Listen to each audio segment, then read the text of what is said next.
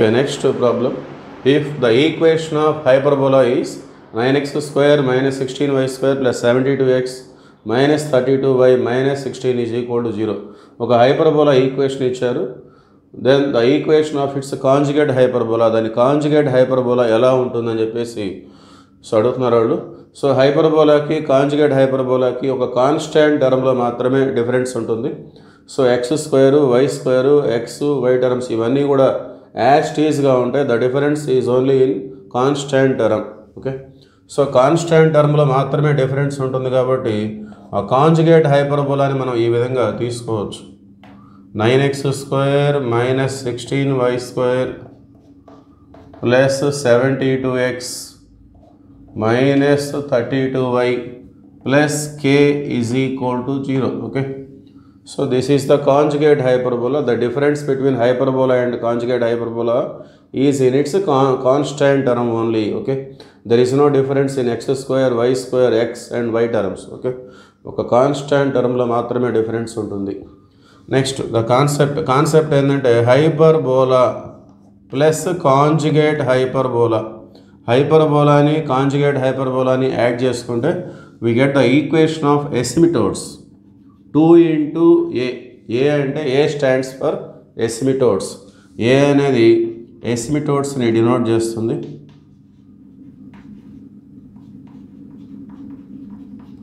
Okay, so హైపర్బోలాకి conjugate హైపర్బోలాకి రెండు add చేస్తే మనకు వచ్చేది 2 into ఈక్వేషన్ ఆఫ్ ఎసిమిటోడ్. ఎసిమిటోడ్కి a అనే సింబల్ నేను తీసుకున్నాను. ఓకే, సో ఈ రెండింటిని మనం యాడ్ చేద్దాం.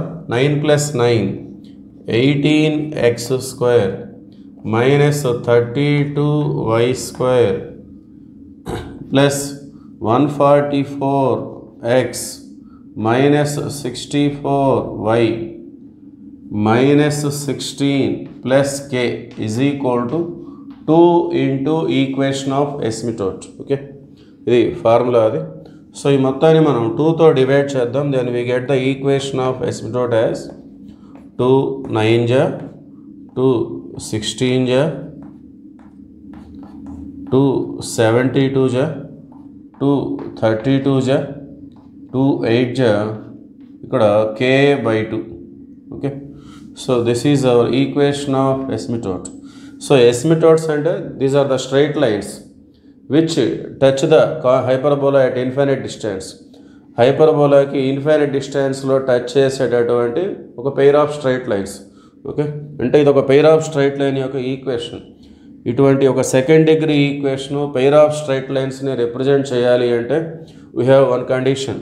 Delta is equal to abc 2fgh minus AF square minus BG square minus CH square. Okay, so ఈ కండిషన్ మనం జీరో అని ప్రూవ్ చేసినట్లయితే then it represents a pair of straight line. అని ఇక్కడ ఆల్రెడీ ఇది ఈక్వేషన్ ఆఫ్ ఎసిమిటోడ్స్ మన దగ్గర ఉంది కాబట్టి ఇది ఒక pair of straight line.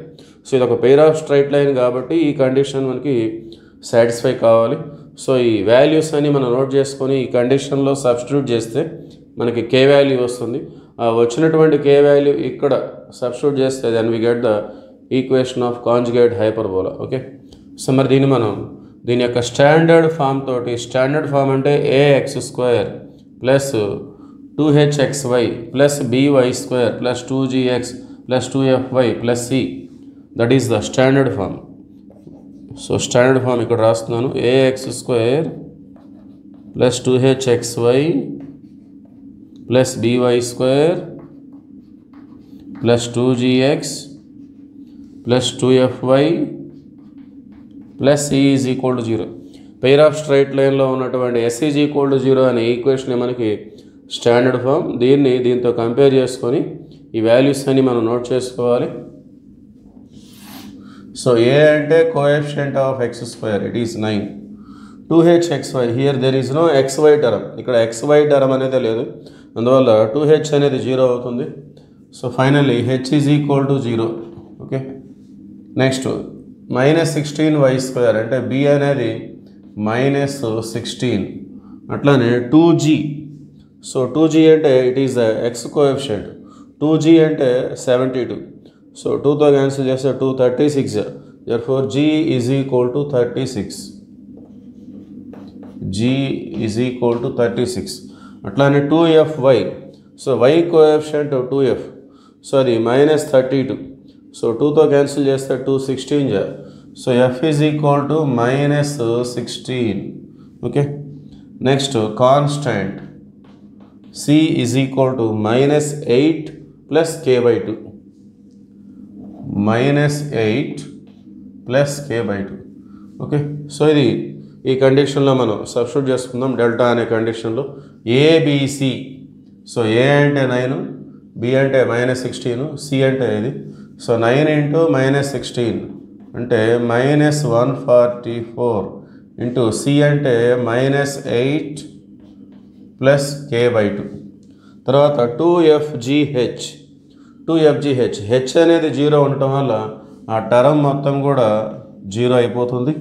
Next -AF². -A అంటే 9, F² అంటే -16 whole square. 16 16 256. Next -BG² B అంటే మళ్ళీ -16 ఇంటూ G². సో G² అంటే 36 స్క్వేర్. 36 1296. ఓకే. 36 స్క్వేర్ అంటే 1296. -CH². Last term -CH². మరి హెచ్ అనేది 0 ఉండటం వల్ల అది 0 అయిపోతుంది. That is equal to 0. Okay. Now we have to simplify this.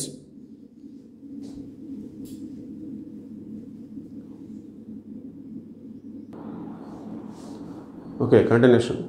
So ఈ ఎంటైర్ ఈక్వేషన్లో ఒక 144 మనం కామన్ తీసుకుందాం. Take 144 as common.